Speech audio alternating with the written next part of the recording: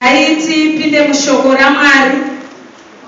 Tingokumbira muverengi vanouya kuna tiverengere kuna 2 Kings chapter 7 from verse 1 to 9. Madzimambo wechipiri chitsauko 7 ndima 1 kusvika pa9.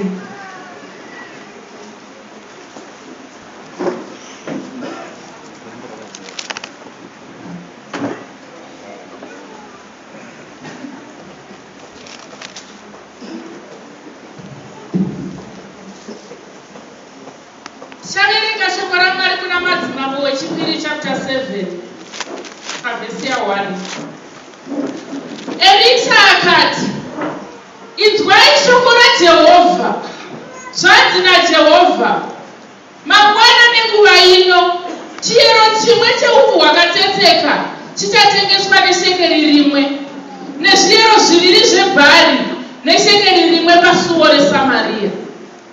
Zvino mukuru uyo mambo wakanga akasendama paruoko rwake akapindura munhu waMwari akati, tarirai, kunyange Jehovha akaita mawindi kudenga, chinhu ichi chingaitika here?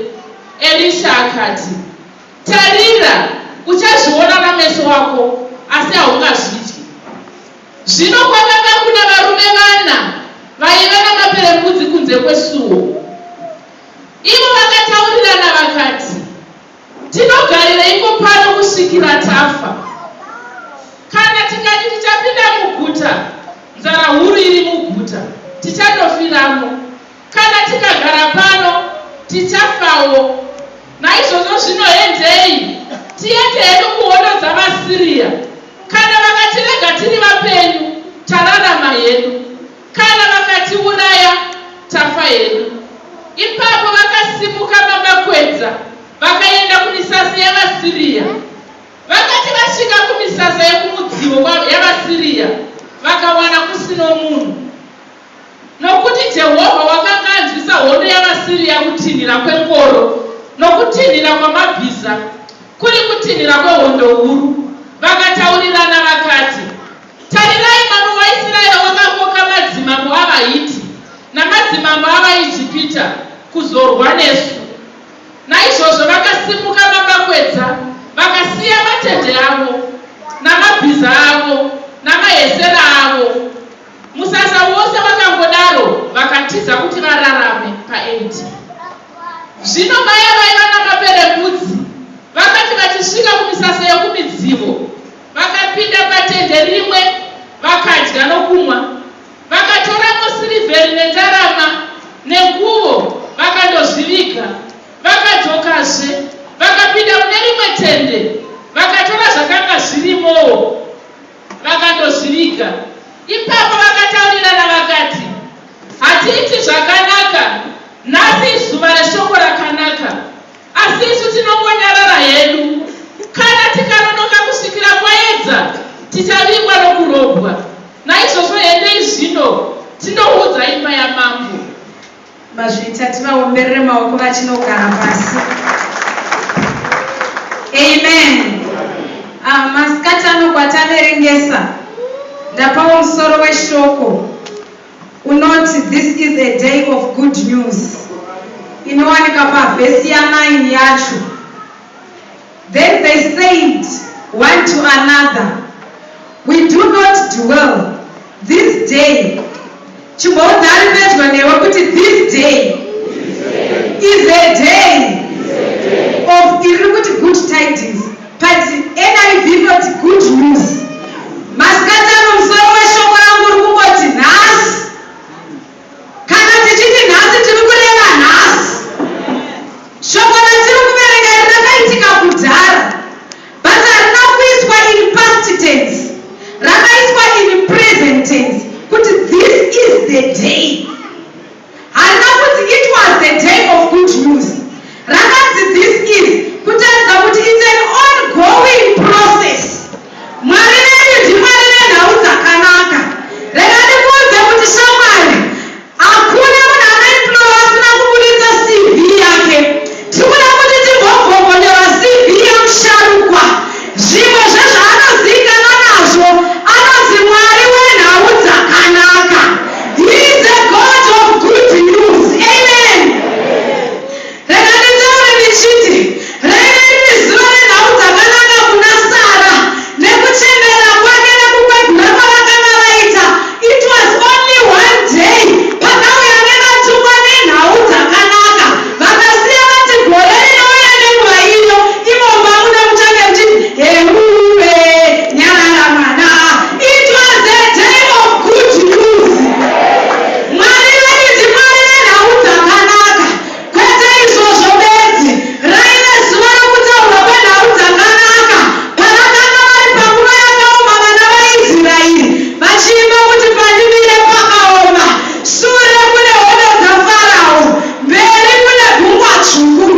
ndinototizira kupi but rega ndikudze kuti Mwari wedu ndiMwari wegood news.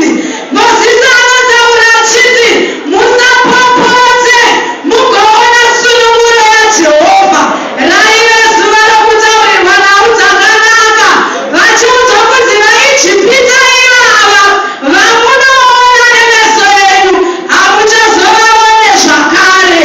Our God is a God of good news. Umwe mutauri akataura akati expectation is a breeding ground for miracles. Are you expecting any good news today? If you are, rega ndikuudze kuti nhasi ndiro zuva racho. This is the day of good news. Chigopa high five kuna ari pedyo newe umuudze kuti zvangu zvaita nokuti rangu ndiro nhasi. It is the day of good news. Rega nditi vaine zuva rokutaura kwenhau dzakanaka.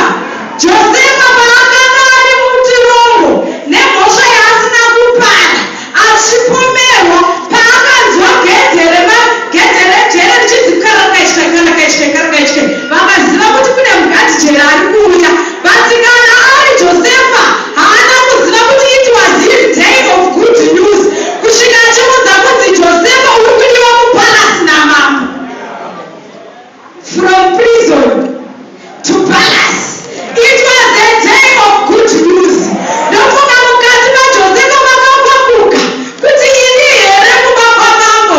It was the day of good news. Our God is a God of good news.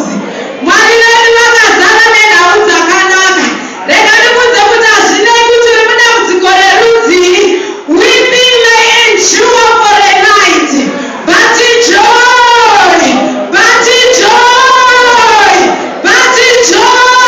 comes in the morning. Usiku hungarebe shamwari, but the good news is kunoedza chete. Chero mukandarara usiku hwese mwoyo yangu ichirwadza, but musachema kunotoedza chete. Pane nguva yatinozwa kuti 6 o'clock dzekuseni dzachaya kunoedza mama. Hazvina mhosva makatarisana nezvipi. Inguva yeusiku kuchema kungarepo asi kunoedza chete. Baba kumushayabasa kwamuri kuita musatye inguva dzeusiku kunoedza chete. Ndati kunoedza chete. Ndati nhau dzakanaka dzinotosvika chete. Amen and amen. Kwataverengesa nditenderewo ndidzoke kumashure zvishoko pachapta ya6 zvinonzi mambo weSiriya anonzi Bheni-Hadhadhi akambozvifunga ari kwaakanga ari achingoona vana vaIsraeri kararamiro kavo ndokuti kokanjani ndikangosimudza matende angu ndikangondokemba. Bhaibheri rakurati akauya Bheni-Hadhadhi nehondo yake huru kwakusvika ndekukokomba guta reSamaria ndokugara. Haana chaakataura, haana waakarova, haana waakadii, but akangosvika ndokukemba. Chinondirwadza pana Bheni-Hadhadhi ndechekuti haana kuuya nerugare Bheni-Hadhadhi. Kungotsika kwake kwaakaita paguta reSamaria akakonzeresa. Bhaibheri rangu rinoti muSamaria mukava nenzara huru. Vediwe nzara haite. Pana rudidzwa. Ndati nzara haite. KuZimbabwe uko yakarova nzara. Kudzimara vanhu vakunyora mazita muchimuhacha kuti muhacha uyu ndewamaichido, muchacha uyu ndewamaibhaida. Ukaonekwa wakabata muhacha usiri wekuba kwenyu, waifira naye muhacha wemusango nechikonzero chenzara. Nguva yenzara haina kumira mushe. Vanhu vakadzidza kunyepa nekuda kwenzara. Munhu wopinda mukiyu kudaiso zviri kunzi chingwa 1 pamunhu. Ndokutenga chingwa chenyu ndokunovika kudzora. Nai mama anotenga ngwasha. Ini here. Hatina kutenga chingwa. Apo vari kuti anotenga chingwa ndinoibva. Nzara inokonzeresa kunyepa. Ene nzara inokuita zvimwe zvinhu zvauri kudzikireya kuti handife ndakazviita. Nzara inogona kukukonzeresa kuti uzviite nekuda kwenzara.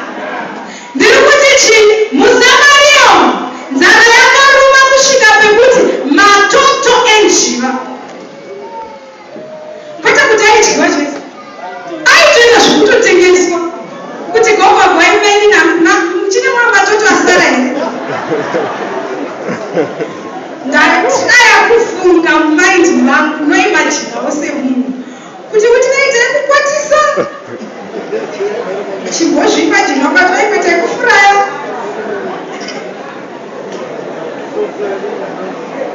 Avaningi vatoti mazana bhizinesi rakafaya, matoto ari kundidyisa. Hautombozvinzwise kuti vakaita yekukwatisa here kana kuti vakaita yekufuraya kana kuti vaita zvekudii, but bhaibheri rangu raiti aitotengeswa. Kwete izvozvo bedzi, hadzine misoro yembongoro yemadhongi. Isu pakauti yedu tinoziva kuti nyama yedhongi haidii. Apa uona zvaakutonzi musoro ndowakutaurwa nezvawo. It means nyama yaitwa mubvaku. Yaitengwa neaiwana dhongi racho richiuraiwa. Ndovaiwana nyama. Ukaona zvotoenda mumaketi yakova misoro. Nokuti nyama chairadi nemazondo ese edhongi akanga apenda. Nzara haite. Kwete izvozvo chete. Ndikuda kuti umbopicha maipira akaita nzara yakonzereswa neumwe munhu angosvika akapicha matende ake. Hadzi vakasvika paextend yekuti madzimai nemarwadziro anoita lemba nemarwadziro anoita kutakura nhumbu kuita chitenderano kuita vakadzi musaputse sungano ndedu tiri tu kunyatsoti mainhingi nhasi tobika manu kana tikange tapedza nyama yemwana kumba kwenyu mozouyawo kuna tinomudaishe zvinoita kuti zeti vakaurayirwa nemunhu wakadzivawo kana kuti vakanotaura nana baba kuti baba pane nyaya dziri radzaronga kuti vana taakuita zvekudya pano handinzwisise, but zvakaitika nekuda kwenzara kusvika munhu aakudya munhu kwete munhu chete, mai vachidya mwana wavo nyakutumbura. Ndokudya wekutanga ndokupedza. Nyaya yakarwadza mudzimai madzimai aya haisi nyaya yekuti mambo tadya nyama yemunhu. Kwavari zvitori nomwe because mambo mbuzi achinguva yenzara, but nyaya yapakuti takadya wangu ivo hama yava havachadi newavo. Zvine zvokudya mambo haisi yatikuda kuti mutonge, tikuda kuti tipe imwe nyama yemunhu tidii. Ndikuda nyama pano mama zvokuti ndewani ndati ndikuda chinyama kwete yemombe yemunhu kwete munhu chiti yemwana wako. Nzara yakaipa ndomaipira akataita nzara yakari muguta reSamaria. Ukaona vanhu vosvika pakudyana nahandi nhore. Isu nhasi chero zvikatiremera sei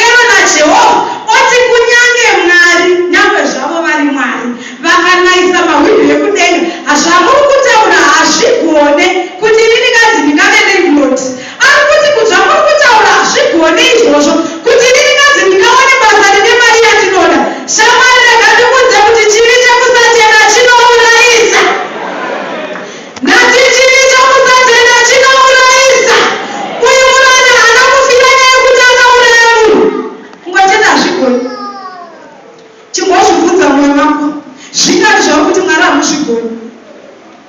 Zvingati zvawakaudzana Mwari uchitozvigona, zvimwe zvacho wakazvivereka mushoko raMwari asi ukati hazvaingova zvemubhaibheri Mwari hamungazvigoni. Shamwari rega ndikudze kuti tendeuka masikati ano, chivi chekusatenda shoko raMwari chinourayisa. Zvikanzi hazviiti nekumwe kutaura, aitaura ega mwoyo make muranda uyu akadhauta the power of God. No, number one. Two, he doubted the messenger of God. Kuti zvingaitike izvozvo. In other words, he said to himself, this is a new thing. Andinambozvinzwa kuti uyu ungatengeseke rati pamusiwo weSamaria. This is a new thing and it cannot be true. Shamwari zvingati zvikuda kuitwa naJehovha mukati meupenyu hwako zvinyowani zvakungoramba just because unawo wakazvinzwa kuti zvakaitika. Anoti this is a sudden thing. Hazvingagone kuti mangwana nenguva inoyi zvizoonekane chikafu chaapasuo and it cannot be true. Amen. Ari kuti there is no way to accomplish this. Zvingagoneke sei kuti pamusuo apo pawanikwe chikafu. Isu taane 15 days tichishayiwa chekudya. Ari kuti hazvigoneke, zvinenge zvanyanyoita sei. Shamwari rega ndikudze kuti bhaibheri rinoti kufunga kwenyu handiko kufunga kwangu, nenzira dzenyu handidzo nzira dzangu. Sekusiyana kwakaita denga nenyika ndozvakasiyanira nakaita nzira dzedu naMwari, zvekuti zvichazovei haizomumweki yangu ndeyaMwari. Amen. Ari kuti there is only one way I know that God can work. Ndinomaziva dhoro kuti kana Mwari asina kuita zvirinani yakadaro vanofanira kutozvisarura denga. Zvinoti dai vakarizarura, that is impossible. Shamwari, our God is not limited. Mwari vedu havana kulimitwa nenzira imwe chete.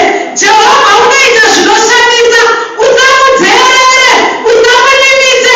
Zvawakazwa zvakaitwa kuna mai nhingi handizvo zvaanoda kuita muupenyu hwako. Mwari vedu havana nzira imwe chete yekudzira nemasituations. Chibhova pamukana itiita zvakaita zvakaitwa naMozisi. Mozisi anotamukirwa nanaKora naDhatani.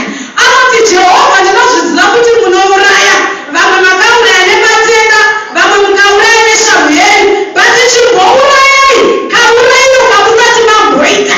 Seurai pasi pameze vanhu. Shamwari, mbopa Mwari manyewe woti Mwari ndinozviziva kuti munoporesa, makamboporesa vakana vainekesa, but wena huna handisi kuda zvavakamboitira vamwe. Chimboita izvi nyowani, specially designed for me, tailor-made. Matestimony ngaambotangira pauri. Usajaire kuti Mwari vakamboitira mai nhingi, Mwari vakaitira baba nhingi. Rega vanhu vatoti Mwari vakamboitira nhingi vachireva iwewe. How is this going to happen? Our God is a God of good news. Mwari vedu havana nzira imwe chete. Hazvinei vakasarisana nei. Kunyange vamwe uri mutemo wepakambani yokuti hakuna anopinda asina kuita interview. Iti Mwari chimboita izvo musina kumbobvera makaita. Wena huna ndisina interview yakapinda, ndinokusvika nokutambidzwa makii. Mwari vedu ndiMwari vezvitsva. Haikona kumirira kuti ndinoda kuzoona kuti vamwe vakamboita sei. Mukoma wangu akazoonekwa ane makore mangani. Usamirire Shamwari patestimony yakukoma.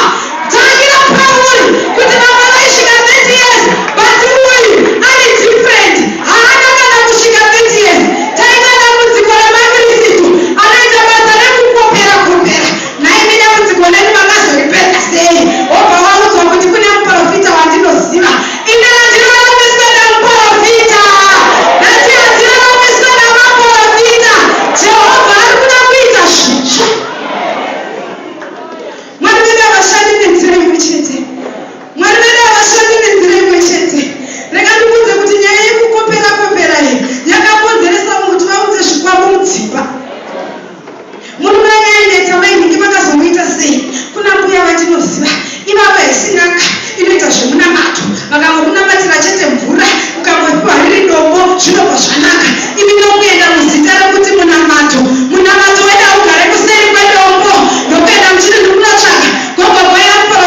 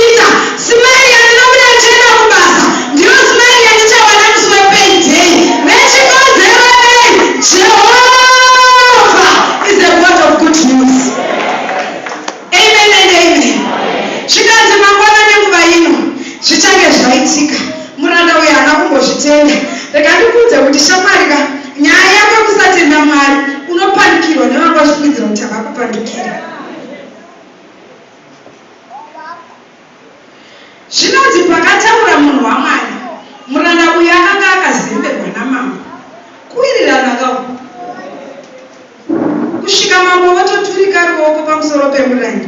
Those are best friends, isn't it? But after the prophecy, mambo kwakuchichinja kuti iwewe toda kuti uende kunoita gadi pamusuwa. Hati zvere zvikureva shoko remwari. Nokuti bhebheri rinoti akadzi ngainge anorinda guta.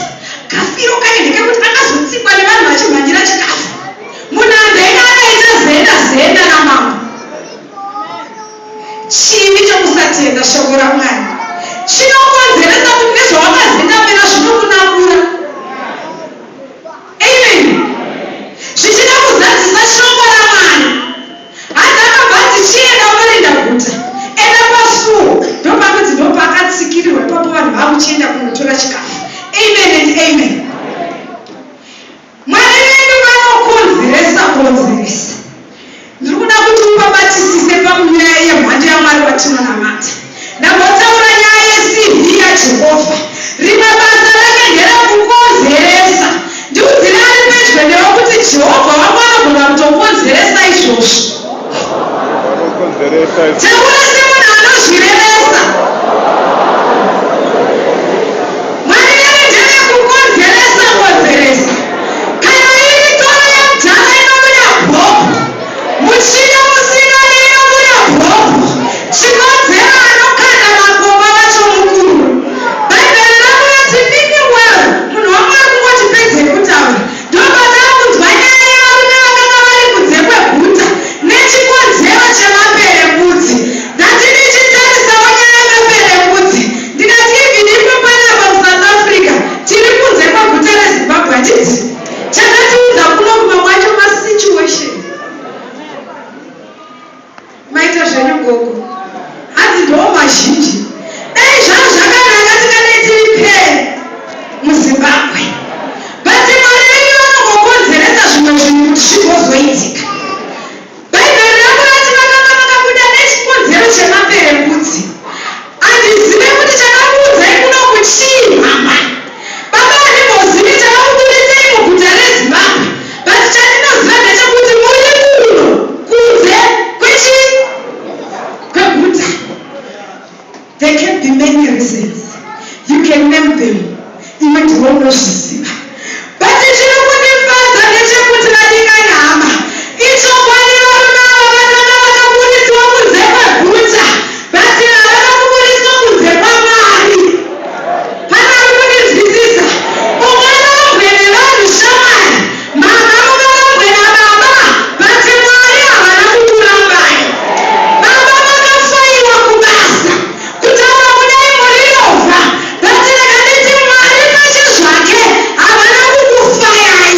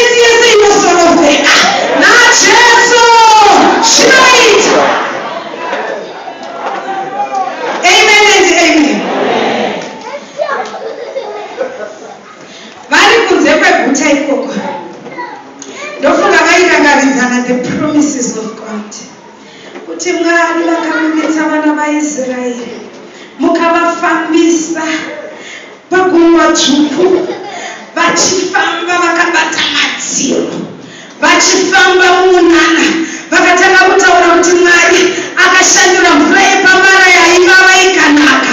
Mwari akafamba nemadzitateguru edu murenje zvinotaurwa neshoko raMwari kuti bhutu hadzina kubvaruka paine makumbo ndomarebero waita bhutu.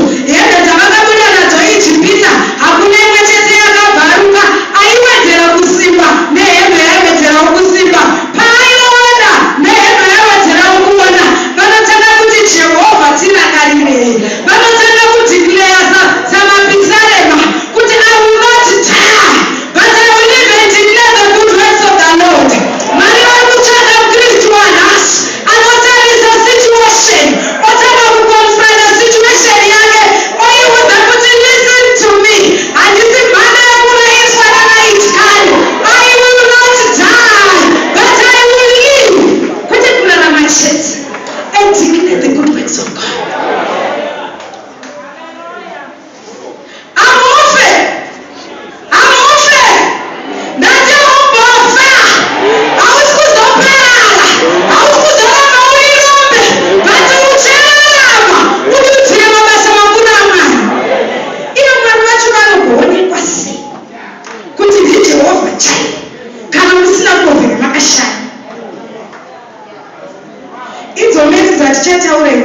Pane dzimwe dzaidzi weka simultaneous equations and prove your answer. Mwari vedu pane pavanoda kumbopruvhiwa osezvikuru. Kushaya kwamuri kuita uku hakusi kwokuti muchafa muri rume, but you are proving that God is faithful. Marwariro amuri kuita muchienda kunana chiremba vachishaya kuziva kuti chii, you are in the process of proving how faithful your God is. Amen and amen. Vanoti vataurirana, ndinofarira sereke pavanotaura kuti tinogarirei pano. Ndisirewo NIV baba gwinyai.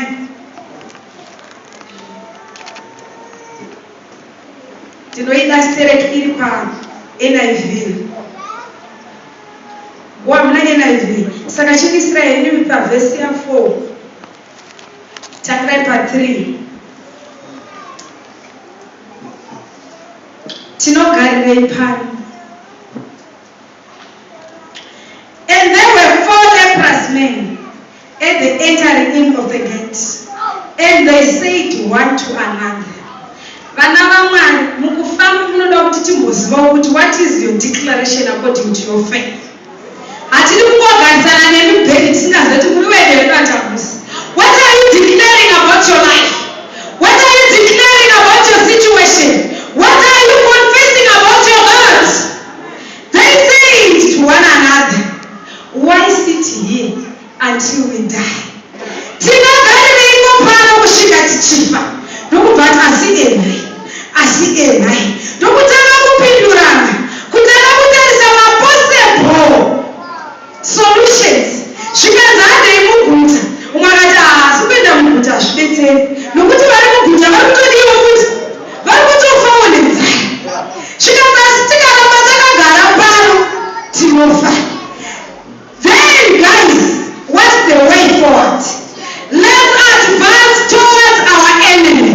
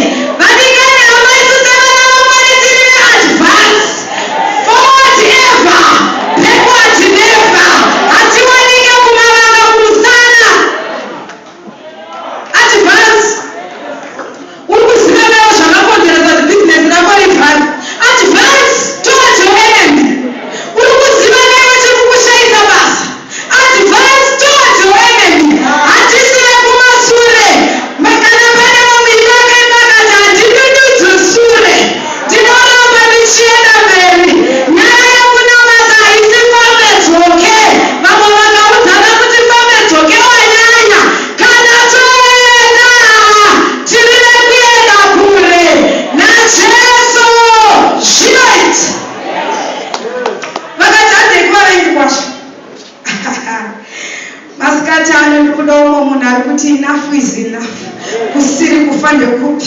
Vanobvunzana kuti why sit here and die? Kusiri kufa ndekupi. It's better to die going forward than kufa wakagara, than kufa uchidzokera kumashure. Zviri nani urambe uchienda mberi. Bhaibheri rakurati vari munzira kudaro. Ndabvatara ndikati Mwari vangu ndeve kukonzeresa konzeresa, ndeve kuronga. Vari kumeka sure kuti Elisha ari kutaura shoko muguta. Vari kumeka sure kuti vari maperembudzi vari kutaurirana. Nokumeka sure kuti zvekuti kunyange nekukembi yevanaini vasvika. Bhaibheri rakurati mimi wavo pakati varume ava taakuenda. Pano mumwe mushumiri akataura akati chirwere chemaperembudzi, dzimweni dzenguva vakanga vasisina zvikunwe zvakakwana, dzimweni dzenguva vakanga vadonha dzimwe nyama, asi vanoti tinoenda chete takatarisana nekumuvengi wedu. Shamwari, usatarise situation yako. Une mari yawaigove nayo but yakadonha, but advance. Amai, usatarise situation yedu. Makazenge une murume but akadonha, advance. Baba, usatarise situation yedu. Maine muine mabusiness akavhara, kunana mwenyama dzemaperembudzi. But I want to encourage you this afternoon. It doesn't matter uchisina rumwe ruoko. Advance, my comrades. Tiri advance. Hazvinei situation yako yakamira sei.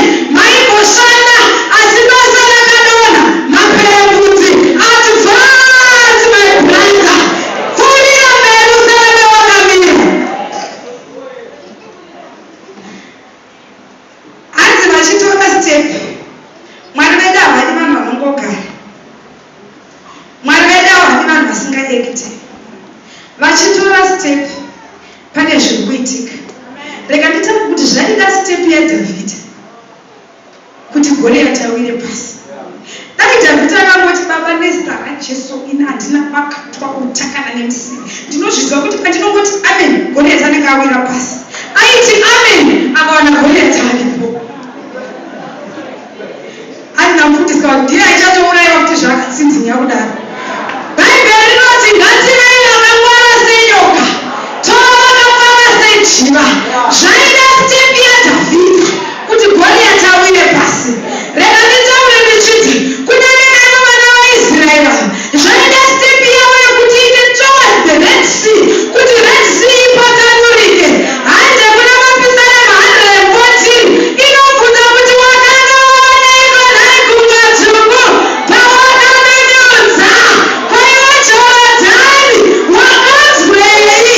Kwaine makomo, makaonei zvamakamhanya semapondobwe? Zviri kubuda step yenyu mama, zviri kubuda step yenyu baba.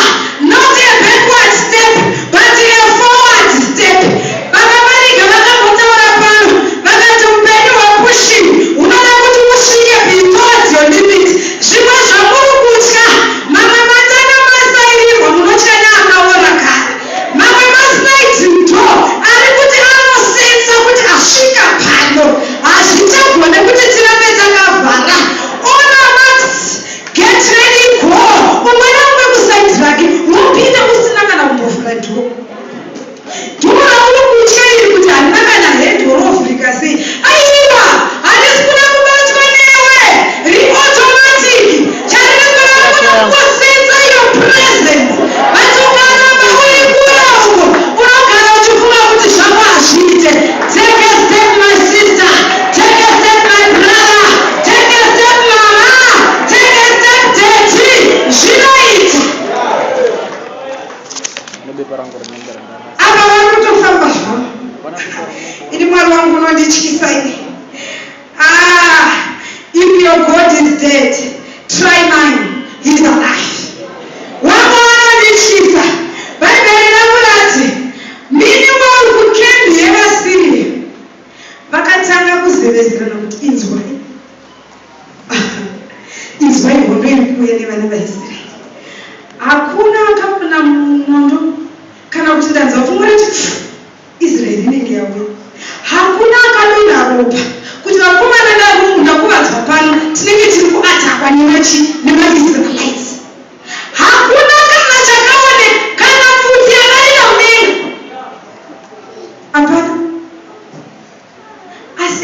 varume vakuru vari trained for war kutiza noise.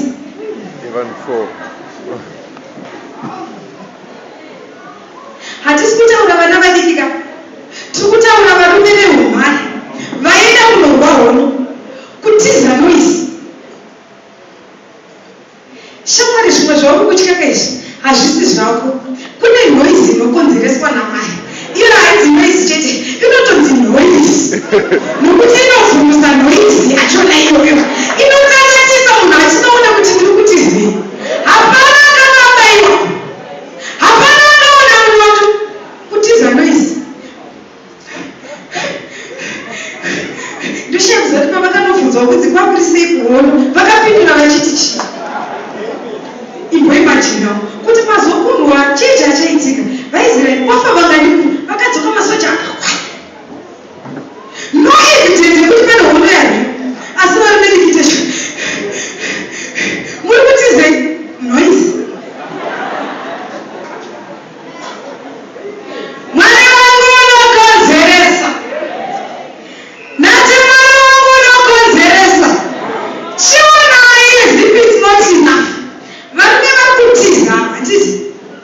Pachitumwe chokuti daide kunosunungura mabhiza, vati mwana wepabhiza rake muramba mhuno chini tichitiza. Vakaona kuti kugoenda kubhiza nokunokwira pamusoro pebhiza tikuneiti. Bheta chitonga nini? Tibereki. Nakomanda ari kumberi achiti vese vari chitonga ndibereki. Umwe nomwe achimhanya nokuda kweupenyu hwake. Vachitizei?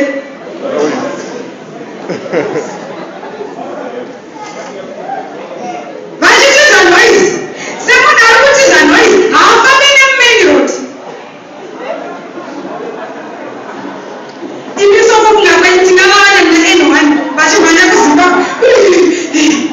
Vanofamba nemunzira dzemukoto vachibaiwa, vachibherirwa hembe nerukata ino, vachinohwadha mumuti, achirara anoita kuti kwati mumuti uye achidonha. Achitizei? Wako Jehovha anokonzeresa. Ndauya kuzokuudza kuti our God is a God of good news.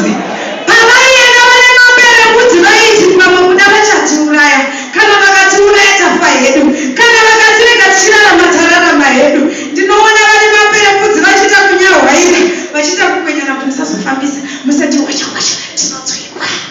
Fambai pichana. Vachiita ndenge.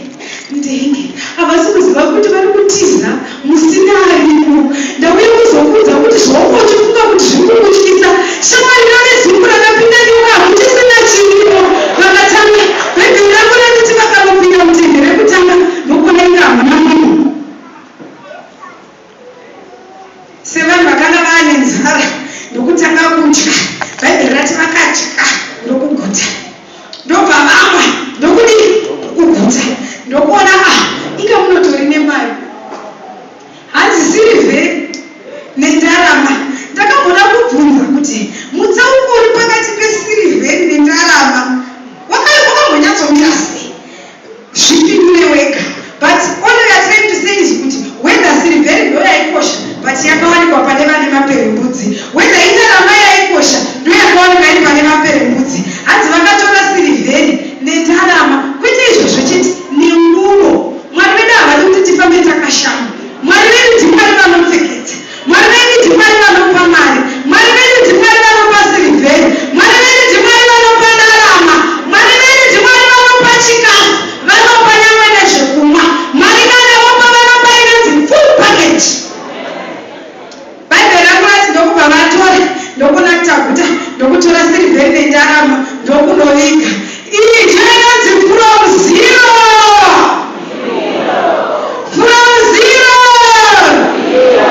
From one to somebody. Our God can change your nobody to somebody overnight.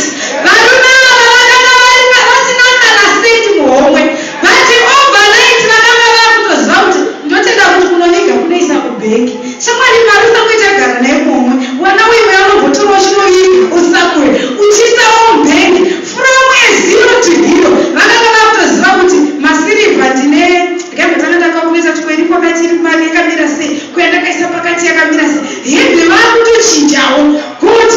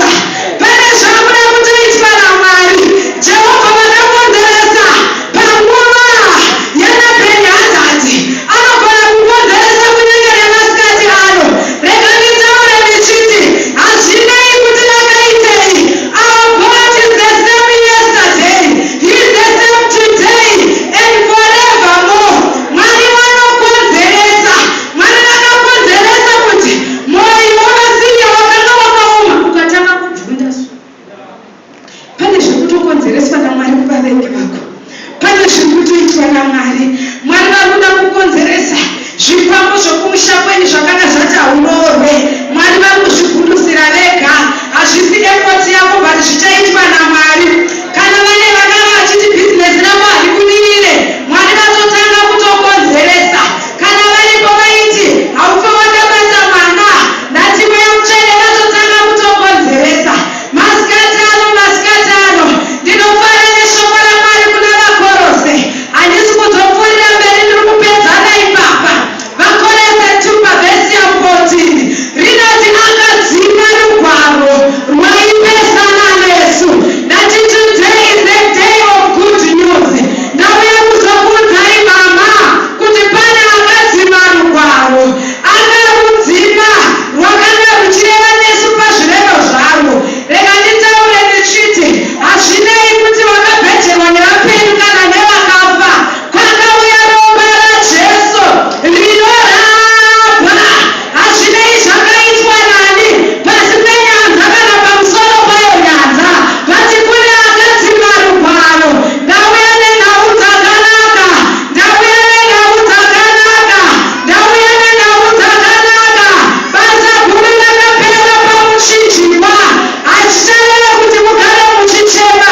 Rega nditi vana vaSamaria vakanga vari muguta vasingazive kuti dherivharenzi yavo yatouya, bati vaimidza munhu anokuti tingarambireiko takanyarara negood news.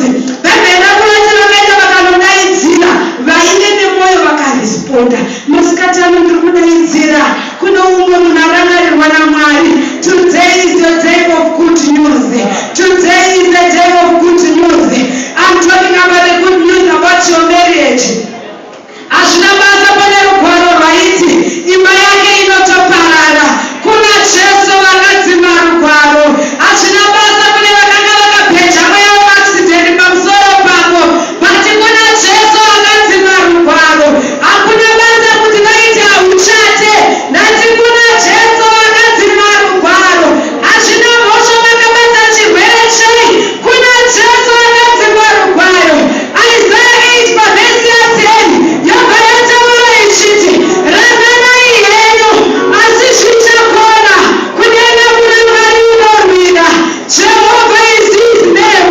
Mwari vakarwira vana vaIsraeri, ndovane simba rokurwira upenyu hwako. Masikati ano, get connected. Mwari unokonzeresa uyu pane zvaakutotanga kuita. Ndati kana vari Mwari havana kubata vana veSamaria chete, vanhu vakasvika kunyange nekumaenemies. Riende ravasvikira mahaya, riende reketsetsera vasiyana. Ndiri kuda kuti ndimbirwe Jehovha is your name. Okay, mfundisi vari kuti reign Jesus reign. Rega Jehovha vambotonga, rega Jehovha vambotonga, chigomutendera vambotonga. Akadzima rugwaro, hauchafanira kuramba uchichema. Pane basa guru rakaitwa pachikomo cheKalvari. Riendereke ushiti mahaya, riendereke haya.